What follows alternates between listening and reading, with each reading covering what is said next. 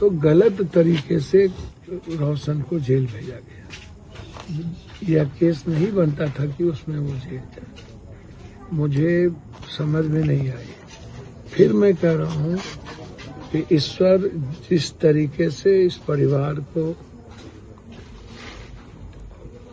क्या था ईश्वर, क्यों हम ऐसा, कौन सा हम लोगों ने, बच्चे ने पाप किया था, मुझे नहीं पता। लेकिन यह घटना किसी परिवार में ना हो, किसी के साथ ना हो, किसी माँ के साथ ना हो, किसी पिता के साथ ना हो, और जिसके साथ इतने बच्चों का सेंटिमेंट हो, कम से कम उसकी दुआएं तो काम आए, वो भी ना आए तो फिर कहाँ बचता है भैया। बहुत बुरी परिस्थिति है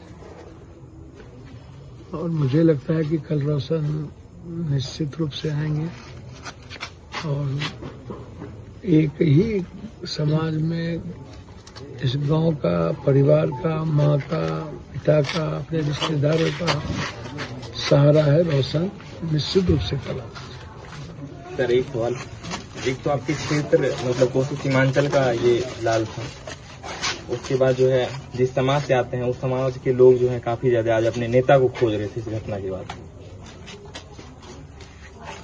मैं भैया दिन भर हम लोग उसी में लगे थे कि जो हालात बने उसमें दोनों भाई कहा, मैंने तभी भी कहा था कि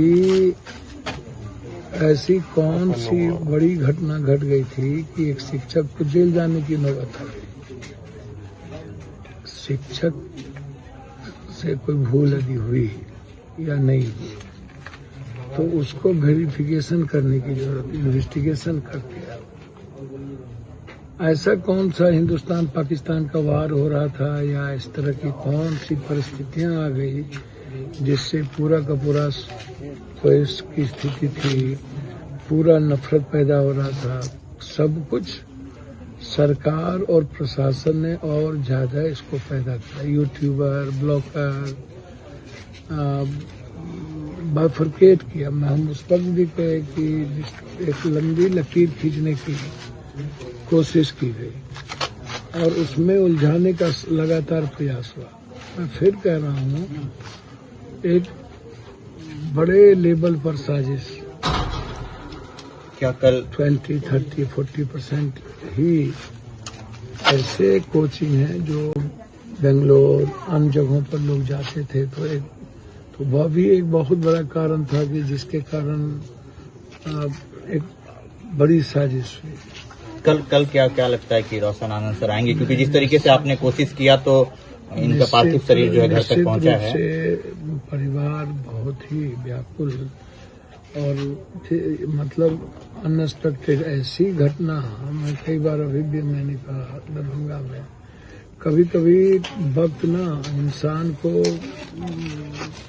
बिल्कुल जीते जागते लाइफ को खत्म कर देता है। अब एक भाई जेल में, एक भाई, इन्वेस्टिगेशन जारी है, परिस्थितिजन कोई कुछ बोल रहा है, कोई कुछ बोल रहा है।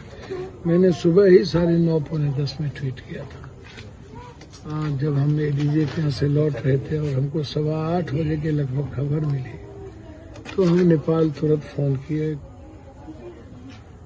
तो सारी चीज़ों की जानकारी हमको मिली। फिर मैंने ट्वीट भी किया। तो निश्चित रूप से भगवान यह दिन और इस तरह की परिस्थितियां इंसान के जीवन में घटित ना हो तो ज्यादा बेहतर। यह घटना परिवार को ही नहीं, समाज को भी, और एक उम्मीद जो रोशन सर के भीतर या उसमें जो एक उन्होंने पैदा किया है, हर आदमी, दोस्त भी दुश्मन भी, इस तरह की घटना से लगभग सभी लोग आए। अब सोचिए ना, 7 बजे हम पटना से चले और हमें 1 घंटा पहले ही आना था, लेकिन लेट हो गया। मैं तो सिर्फ इतना ही कहूँगा, निश्चित रूप से न्यायालय को भी, अब हमें आज भी कहा हूँ कि न्यायालय हम गए तो न्यायालय से उम्मीद नहीं बनी, राष्ट्रपति से मिलने गए तो वो नहीं मिले, चुनाव आयोग ने हमें सुना नहीं, सिस्टम हमें सुनता नहीं है, तो अब रास्ता क्या है? कुछ भी रास्ता लोकतंत्र को बचाने के लिए नहीं बचता है।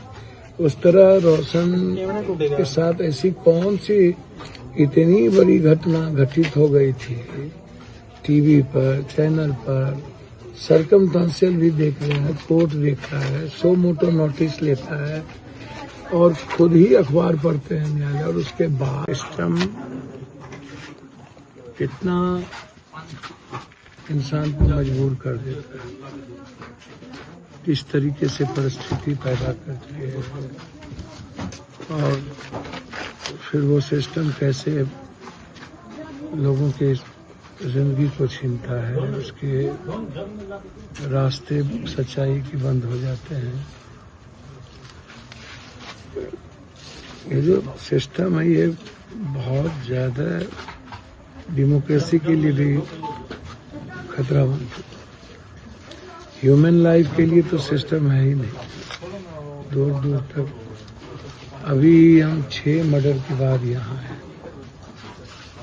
मुजफ्फरपुर में 2 हत्या हुई, एक चौधरी की अवार्डेड था, राष्ट्रपति पुरस्कृत। सब कुछ का पता होते हुए उसके सिस्टम हो नहीं।